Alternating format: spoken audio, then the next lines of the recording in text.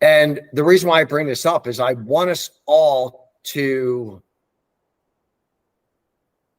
connect to our true, authentic self, get better at what we do, learn from each other. And man, I'm really struggling. And this is like, I'm thinking of the position I was in at the time, sole provider, family of 5. I'm struggling with walking away from that listing. And I think the question that I'm thinking is, Marcus, where is your mindset when you're making that really cool freaking decision to say what you said so eloquently? Well, you talk about your true, authentic self, right? And it took me a long time to really find that for myself, right? And Tasha can contest to this, and probably some of the folks that I work with often.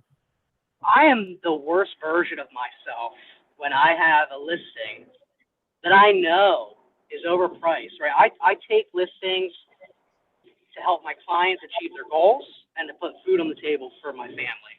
And when I willingly take an overpriced listing, which I have in the past, I provide feedback to my clients every week, right? And there's nothing worse for me than sending over that feedback email and that phone call to let them know, same, right? Nothing different because we're overpriced.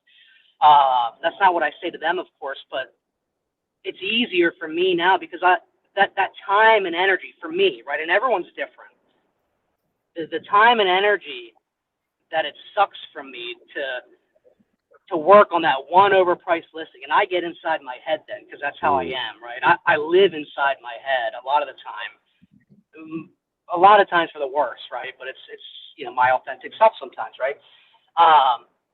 So for me, it's easy to say no, because when I think about taking that listing and what that's going to do to me, which in turn is how maybe I'm going to interact with my family that night, right on that Tuesday when I send that feedback report, and I've been on the market for 90 days when my average days on market is around 20, that I don't like that, right? It makes me feel bad. I feel bad because even though my client wanted to list it higher, I'm still not helping them achieve the goal that we set out to achieve. And it's no good for me, right? So individually, right, and this isn't everybody, but for me, the version of myself I become when I willingly enter into an agreement like that, and I'm setting myself up for what I know is not going to be good for me, is an easy decision, right? Dude, Market 5 years ago, I take those listings all day long, right? And I'd be pissed off and angry, right? And because I'm operating from that headspace, I'm not prospecting for new clients. My next call with my client that has nothing to do with this issue, right? I'm not my best version of myself at that point.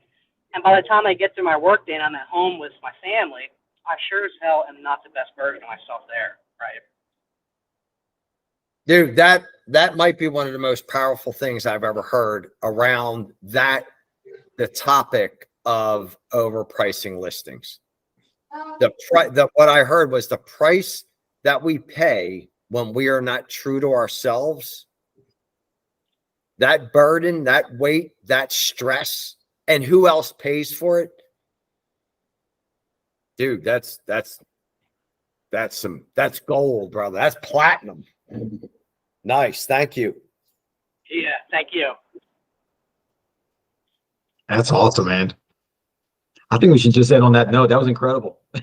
Jeez.